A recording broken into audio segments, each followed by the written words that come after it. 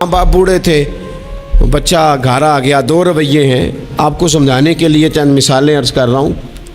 ماں باپ بوڑھے ہیں، گھر میں غریبی ہے، بچہ ڈیوٹی سے آیا ہے، اب ماں باپ اس سے کوئی کام کہنا چاہ رہے تھے، دونوں نے منصوبہ بندی کی ہے اور لفظ جمع کیے ہیں، اپنی سادگی میں کچھ جملے تراشے ہیں۔ بیٹا جب آیا تو بڑے دھیمے لہجے میں کہا، پتر ہمیں تیرے وسائل کا بھی پتہ ہے، مسائل کا بھی پتہ ہے، تنخواہ کتنی ہے ہم جانتے ہیں، خرچے کتنے ہم جانتے ہیں، لیکن پتر ہم بھی تیرے علاوہ کس کو کہیں؟ تیری بہن غریبنی کو 10-20 ہزار کی ضرورت پڑ گئی ہے تو کو مہربانی کر اس کے ساتھ بھی، اور بڑے دبے لفظوں میں، ڈر کے، محتاج جملوں میں۔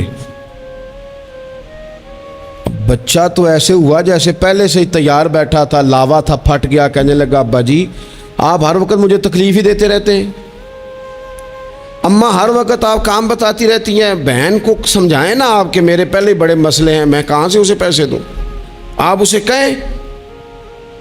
ماں باپ بیچارے ساری رات روتے رہتے ہیں، یار یہ اس نے کیا کیا، نہ دیتا چلو وہ ڈھب سے جواب دے دیتا۔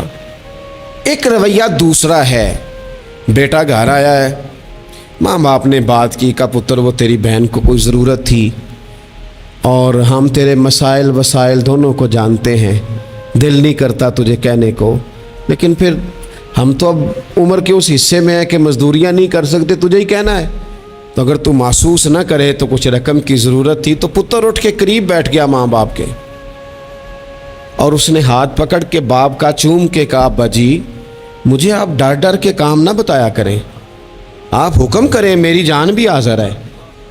یہ 20 ہزار کی کیا بات ہوئی، آپ جتنے کہیں گے میں بندوبست کروں گا، اور بہن کو بھی آپ یہ کہیں کہ وہ ڈرا نہ کرے، وہ اس گھر کے حصے دار ہے، یہ اس کا میکا ہے، یہاں تو فخر سے آ سکتی ہے، ناز سے آ سکتی ہے، اسے کو جب آئے گی دروازہ کھلا ملے گا، جب آئے گی بھائی کی شفقت ملے گی۔ بہن نے بھائی پہ ناز نہیں کرنا تو کس پہ کرنا ہے؟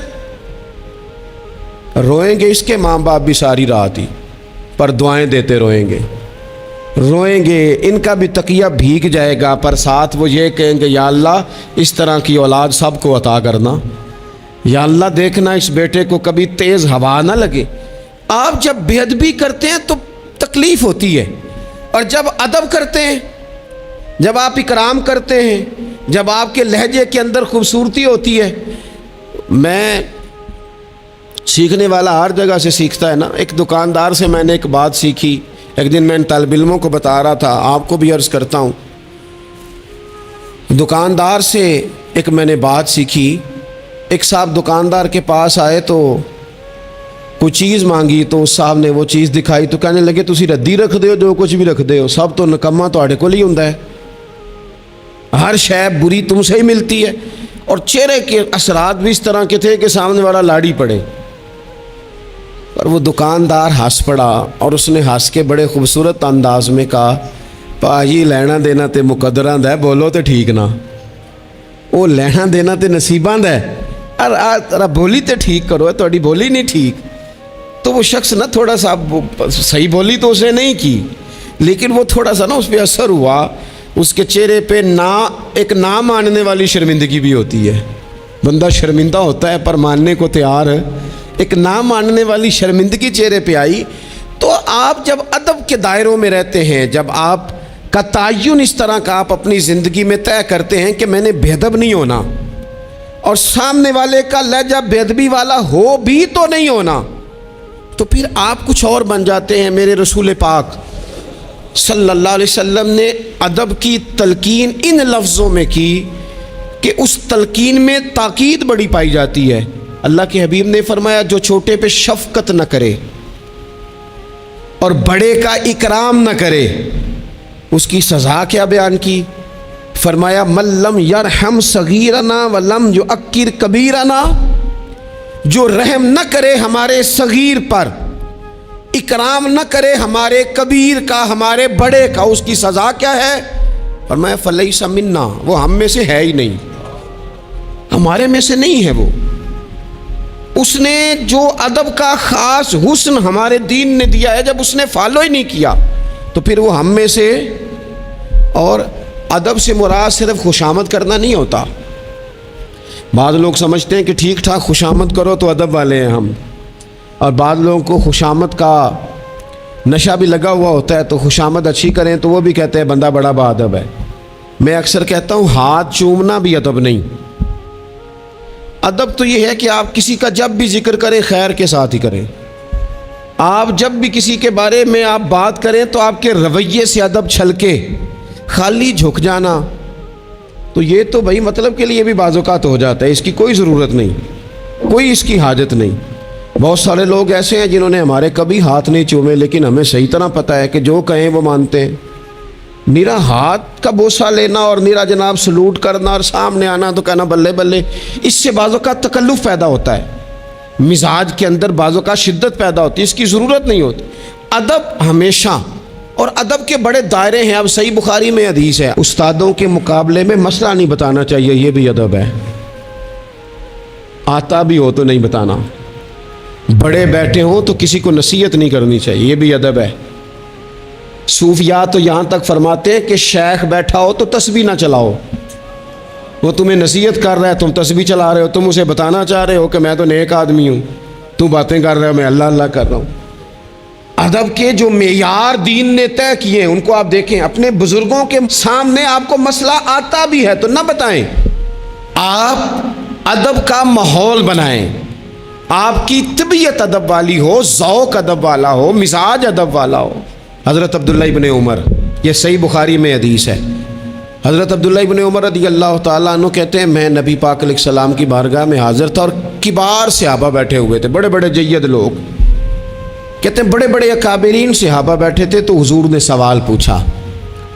نبی پاک علیہ السلام نے فرمایا بتاؤ وہ درخت کون سا ہے جس کی مثال مومن کی طرح ہے، جو پھل زیادہ دیتا ہے، محبت زیادہ کرتا ہے، کون ہے جس کی مثال مومن کی طرح ہے؟ حضرت عبداللہ ابن عمر فرماتے ہیں کہ مجھے پتہ تھا کہ کھجور کا درخت ہے. یہ صحیح بخاری ہے. او دوستو سننا بھلا میں کیا کہہ رہا ہوں. فرماتے ہیں مجھے پتہ تھا کھجور کا درخت ہے، پر چونکہ ابو بکر صدیق بیٹھے تھے، چونکہ عمر فاروق بیٹھے تھے، چونکہ عثمان غنی بیٹھے تھے، چونکہ مولا علی بیٹھے تھے، چونکہ بڑے بڑے اکابرین بیٹھے تھے اور میں تھا بچہ.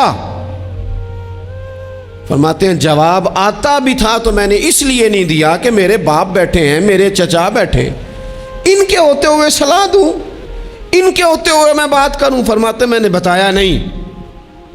لیکن جب کسی نے نہ بتایا تو حضور نے خود فرمایا وہ کھجور کا درخت ہے. فرماتے میرے دل میں خیال آ گیا کہ میرے ذہن میں جو جواب تھا بالکل ٹھیک تھا، دیا کیوں نہیں، بتایا کیوں نہیں. جواب آتا تھا پھر بھی نہیں بتایا، اس لیے کہ بڑوں کا ادب قائم رہے، بڑوں کا مزاج قائم رہے. لیکن یہاں تو بھائی استادوں کے ہاتھ سے 1 منٹ میں نکل جاتا ہے سارا کچھ. شاگرد کہتا ہے میں بتاتا ہوں نا استاد جی تو گوگل چلاتے نہیں اور میں تو گوگل کا مفتی ہوں پورا، میں نے تو مسئلہ نکال بھی لیا ہے، میں ابھی میں نکال کے دیتا ہوں.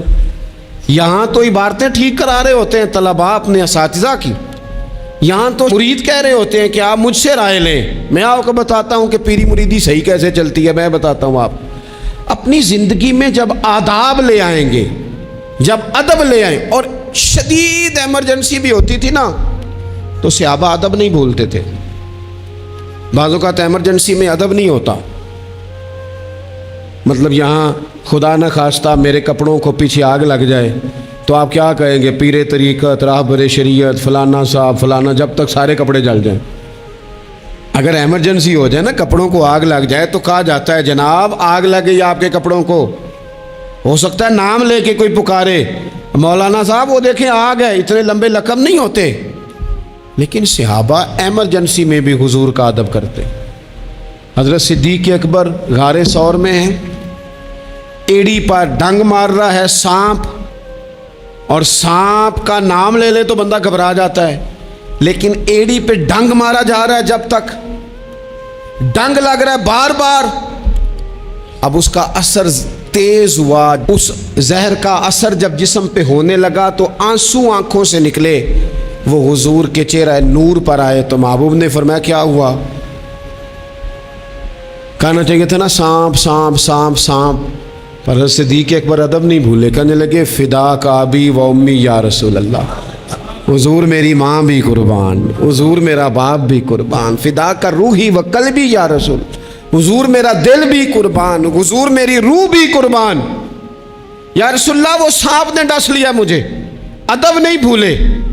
وقت بدلنا ہے تو بدل جائے، لیکن آداب کبھی بھی امت کے ہاتھوں سے جانے نہ پائے۔ آداب کا ہر وقت خیال رکھا جائے، ہر وقت خیال رکھا جائے۔ آخری بات آج آپ حضرات کی خدمت میں عرض کرنی ہے، ہر جگہ ضروری نہیں کہ کوئی تنقید کا پہلو ہی نکالا جائے، ہر شخص کی نیت پر شک ہی کیا جائے، یہ ضروری نہیں۔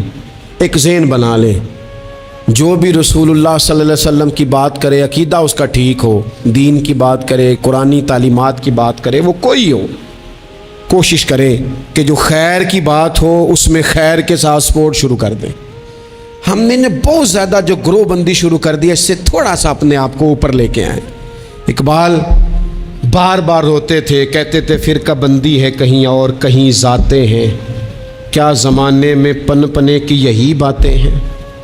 کہتے تھے کیا اس طرح ہم آگے جائیں گے، کبھی برادریوں کے بت اور کبھی جماعتوں کے بت۔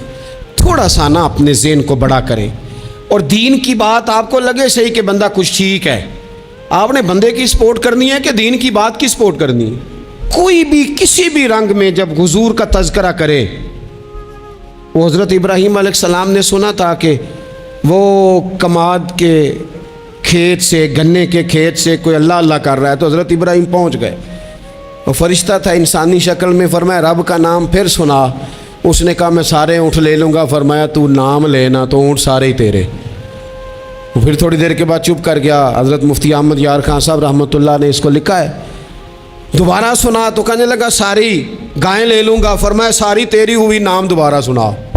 نا علماں وچ پھسا سانو، تو یار دی گل سنا سانو۔ اس سارا کچھ دے دیا تو فرشتہ عرض کرنے لگا مالک یہ تو تیرے نام کے سچے عاشق ہیں، یہ سچے دیوانے۔ تھوڑا سا نا اتفاق کرنے کی کوشش کریں، اپنے آپ کو تھوڑا بڑا کر لیں، میچور کر لیں۔ جب لوگ انسانوں کی بجائے نظریوں کو سپورٹ کرنے لگ جاتے ہیں نا، ہم شخصیات کے نہیں نظریات کے قائل ہیں۔ جب نظریات کو ہم سپورٹ کریں گے، دین ایک نظریہ ہے اور نظریے کی سپورٹ کبھی نہیں چھوڑنی چاہیے۔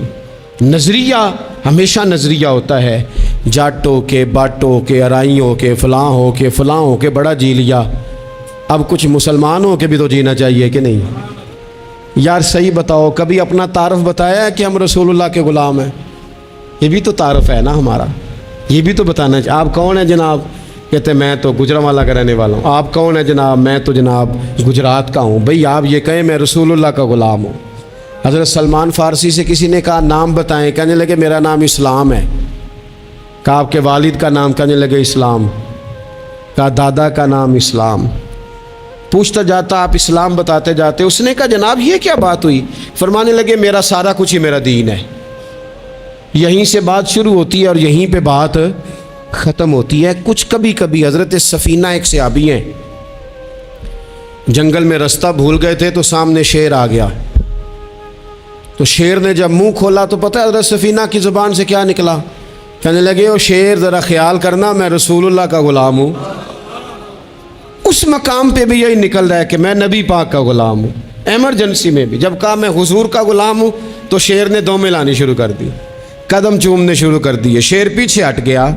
تو آپ کی زبانوں پر یہ بات جاری ہو کہ ہم نبی پاک صلی اللہ علیہ وسلم کے غلام ہیں۔